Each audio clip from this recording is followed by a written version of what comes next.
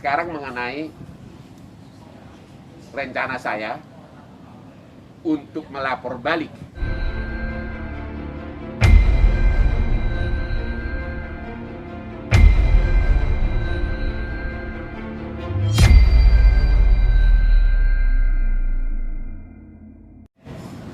Sekarang mengenai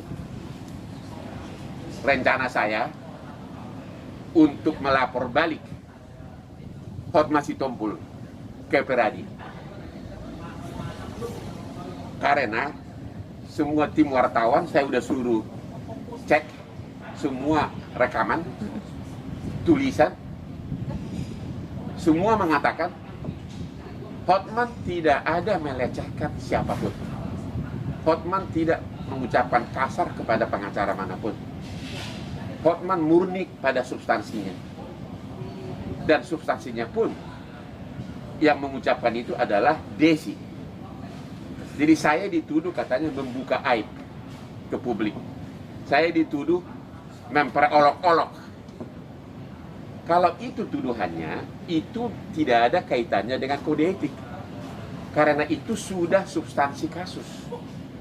Ya, pada saat Hotma berselisih dengan istrinya, dia bukan dalam rangka menjalankan tugas sebagai pengacara.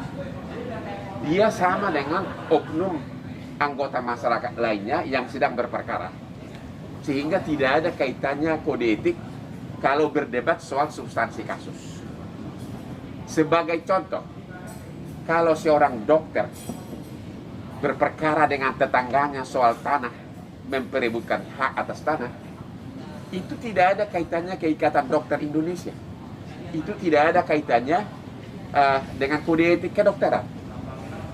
Itu yang mereka salah kaprah. Ya, katanya mentang-mentang Hotma itu pengacara, saya harus menerapkan tata krama yang menurut mereka, versi mereka.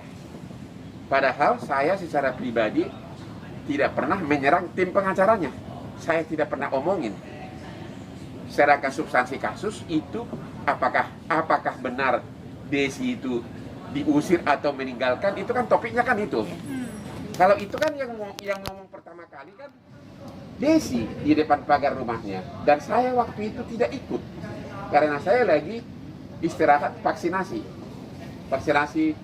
apa ya, lansia tuh? Lansia, Bang. Enak aja loh. Faktor U, Bang. Ya. Jadi waktu itu saya karena sudah tua, jadi istirahat, sehingga pada waktu Desi datang ke depan rumahnya mau masuk, kemudian dia ngomong sama wartawan, dia bukalah permasalahan yang terjadi, itu saya tidak ikut. Dan lagi pula itu hanya Desi untuk ngomong. Jadi kenapa dibilang membuka aib ke publik? Yep. Di luar itu saya nggak ngomong apapun, Anda kan bisa cek. Ya, tidak ada apa-apapun. Sekiranya pun saya mempersoalkan soal substansi perselisihan, itu substansi perselisihan tidak ada kaitannya dengan kode etik. Karena pada saat berselisih tersebut, Hotma sebagai seorang suami, sebagai anggota masyarakat, bukan dalam rangka menjalankan tugas sebagai pengacara. Itu yang tim pengacaranya kurang dapat membedakan. Kenapa saya mengatakan hati-hati, saya akan lapor balik.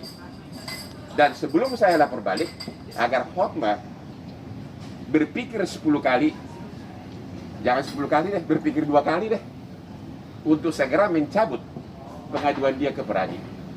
Karena saya akan lapor balik. Karena sebagaimana Anda lihat dalam video-video tersebut, siapa yang mengatakan banci tampil? Siapa yang mengatakan orang yang tidak bisa dipercaya omongannya sama dengan kambing?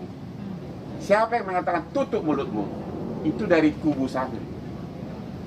Itulah yang bisa diadukan terkait kode etik. Tapi saya belum, karena memang saya tunggu. Karena dalam Peradi itu bisa, sambil kita membela diri, bisa langsung mengajukan pengaduan balik. Itu alasannya kenapa saya diam. Dan lagi pula, saya terlalu sibuk dengan kasus-kasus besar, sehingga nggak ada waktu untuk tampil di TV, dan tidak mau sering-sering tampil di TV. Nggak apa-apa lah, pengacara-pengacara lain jadi ikut tampil di TV gara-gara kepopuleran Hotman Paris, dia harusnya berterima kasih dong sama saya. Ya, jadi dikejar-kejar infotainment karena Haris Muhammad Faris kasus ini mencuat kemana-mana. Bukan salahku dong. Saya terkenalkan karena prestasi, bukan karena tong kosong gitu loh. Iya. Ya. Betul, Jadi, saudara Hotma, saya ingatkan, buka lagi semua video rekaman konferensi pers. Dan kalau Anda buka, Anda akan sadar siapa yang mengucapkan kata-kata banci tampil, siapa yang mengucapkan manusia yang tidak bisa dipegang omongannya sama dengan kambing, itu ditujukan kepada siapa. Dan kalau itu bisa dibuktikan, itulah terkait dengan kode etik.